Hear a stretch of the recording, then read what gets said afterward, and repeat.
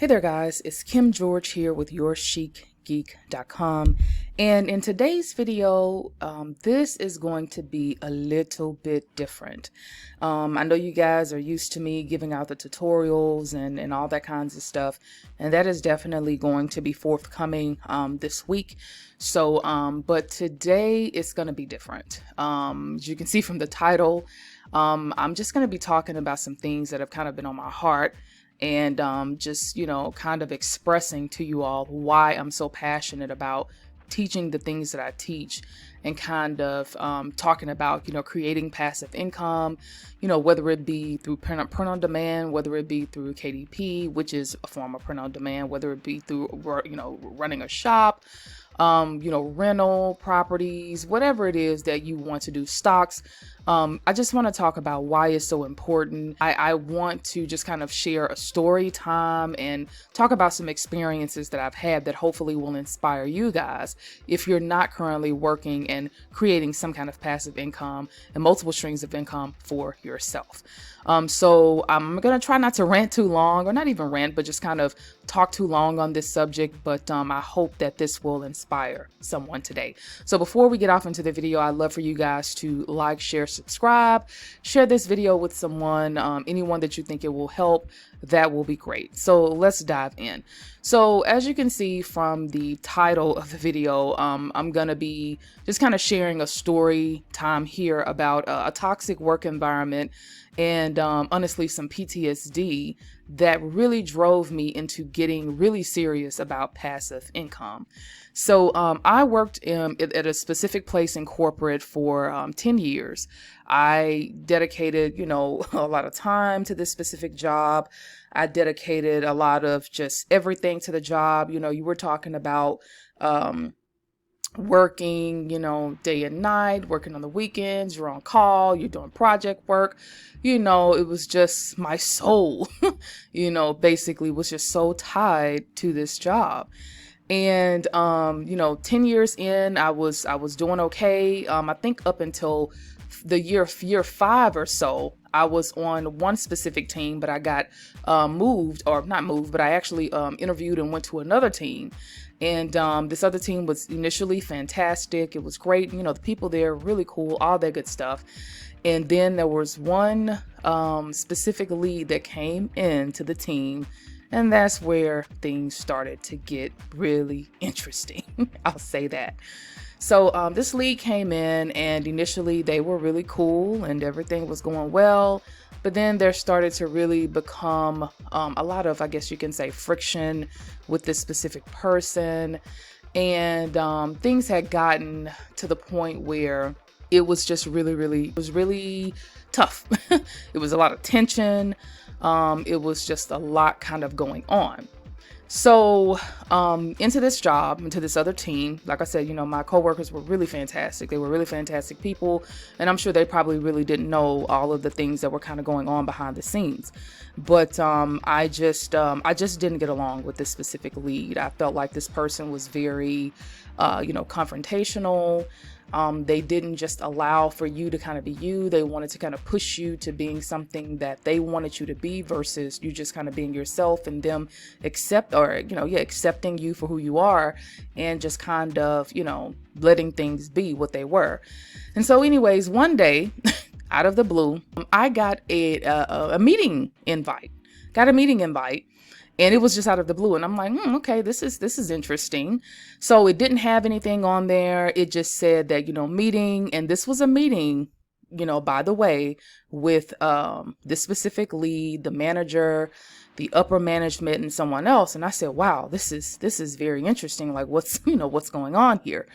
So mind you, prior to this meeting, we had been, basically having one-on-ones with, our leads and with the managers, just kind of like, hey, how's everything going? Is there anything you want to discuss? It was kind of like an opportunity for you to kind of, if you had any questions, or if there was anything that you were, kind of worried about, or whatever the case is, anything that you wanted to bring up, this was an opportunity for you to talk and just kind of get those things out, so you guys could be like on the up and up with where things were. And so with the meeting invite, like I said, it was nothing there. So I went to the meeting, right? And I'm thinking like, okay, wow, we really have an audience today. Like, what in the heck is going on?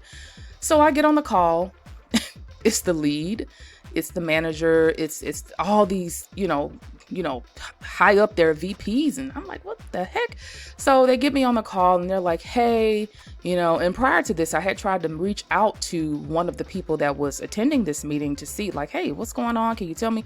It's like, oh, it's just some things we need to discuss, blah, blah, blah. And I was like, oh, okay. Didn't think much of it. Got on the call and, well, there's some things that have been brought to our attention. And I'm just like, oh, okay, well, what's going on? He says, well, it's been brought to our attention that, you have a website. And I'm like, yeah, I've had this website since I've started working here. It's been, up and running years in advance. So they said, well, okay, well, we noticed on the website. Now, he had gone through my website with a fine-tooth comb, looking at everything. And he said, well, we noticed that, you have some kind of webinar or something running on company time. And I said, no. Correction, that is an automated webinar software that I use to facilitate this webinar that runs over and over again. And if you guys have never heard of this, there is a software package. It is called EverWebinar that you can get to continuously run your webinars in the background of your site. So I said, well, no, it's an automated webinar. I'm not doing webinars on company time. I can assure you of that. So, okay, well, and then we noticed just checking off all these things. And I said, huh. And so he says, well, I think we're going to have to go through corporate or go through some part of the company to see if you can keep this website up. And I said, well, wait a minute. What does this website have anything to do with this job? Like my job is totally not, it doesn't have anything to do with this website. My website was about branding and graphic design and all of this, and it didn't have anything to do with this job. So I don't understand what the problem is. Well, we're going to have the ethics committee go through because this may be a bad look for the company. And I'm just like, I don't understand what you are talking about here. So fast forward, went through all the whatever. They said, yeah, the website is fine. There's nothing wrong with the website.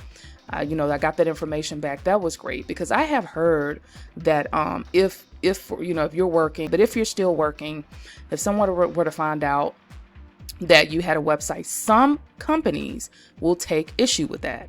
So for you guys that do have websites and you're doing your thing and stuff like that, just be careful with that. As long as you're not working and doing things, of course, on company time, then you should be good. But sometimes you can have corporate jealousy when people know when they find out that you have other things going on outside of a job.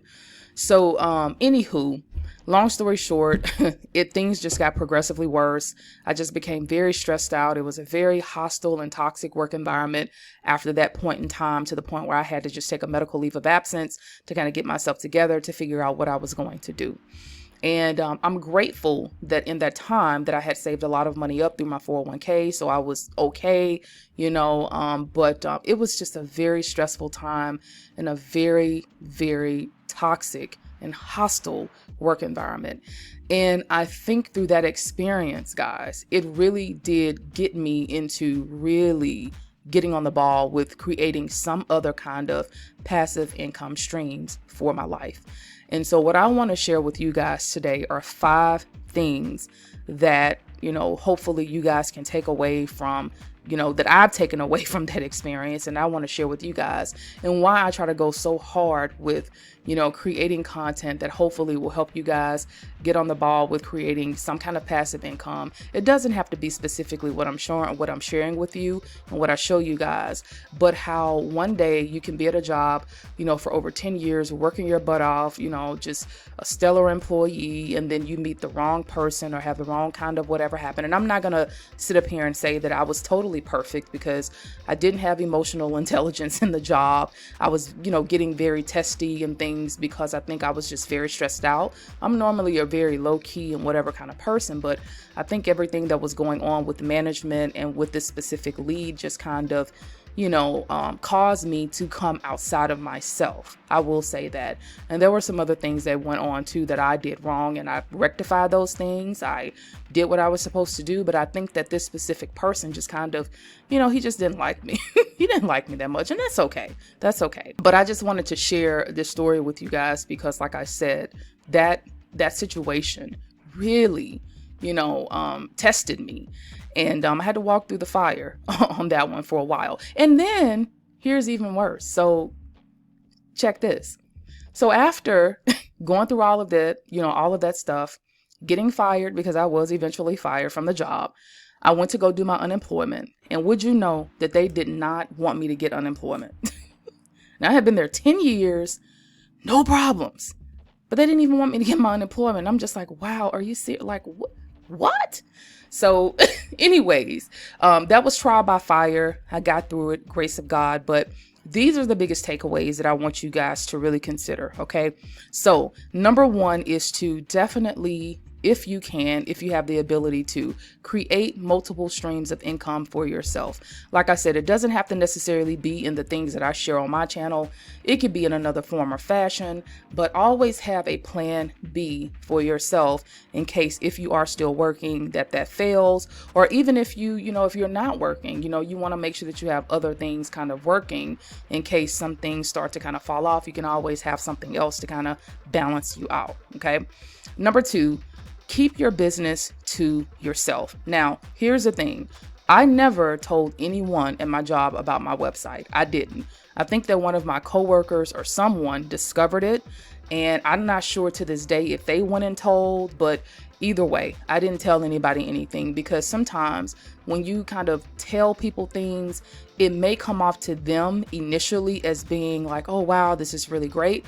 But sometimes people can get kind of jelly, about things, and they can go and start kind of running their mouths. So keep your business to yourself. Don't let, as my mom says in the olden, as my mom says, some of the old folks say, hey, don't let your right hand know what's in your left. Keep your things and your business to yourself. Mind the business that pays you. Okay, so that's tip number two. Number three is to learn emotional intelligence. This is one of the things that I do wish that I would have had. I think that I know that because of the stressful work environment that I was in, it was just very toxic. I was just unraveling. Honestly, I was unraveling, honey. I was like, you know what? Whatever. You can go kick rocks because you guys are stressing me out. You won't let me, go to another team. You're just doing all these crazy things and it's just ridiculous. But anyways, use emotional intelligence and learn it. Really, seriously, it will really, really help. Number four, security is an illusion. It definitely is an illusion. Again, I was there for 10 years, no issues. I thought, okay, I'm going to stay here, get my pension, and I'm going to, retire or whatever. And that just it did not happen. So nothing in life is ever secure. Always have some kind of backup plan. And then number five is to really go hard for yourself. Do things to set yourself up and your family up for the future. Don't put all of your eggs into one basket. I'm not saying you got to have 50 million, different income streams and things like that, but definitely have a little something for yourself somewhere in case things go on. You guys already know that, we're in a recession and, things are looking like they may get progressively worse. So it's just, if you haven't started, if you haven't gotten on the train to, creating some other kind of income source and things for yourself, now is definitely the time. So I just wanted to share this story time. I really hope that it helps you guys. It helps someone.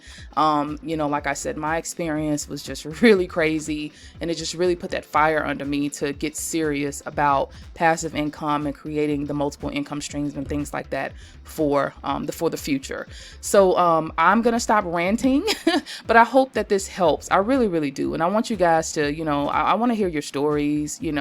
I want to hear what you're working on. If you're doing passive income, what kind of passive income streams you're setting up for yourself. Have you ever had any experiences like this working in a toxic work environment? If so, how are you able to get past it? So on and so forth. But I just love to hear from you guys. So thanks in advance so much for watching, guys. Again, I hope that this inspires and, kind of gets you guys going. So I will see you guys in the next video, and it will be an action-packed video where I'm going to be teaching you something. So be on the lookout for that. It'll be headed your way this week. Okay, bye guys.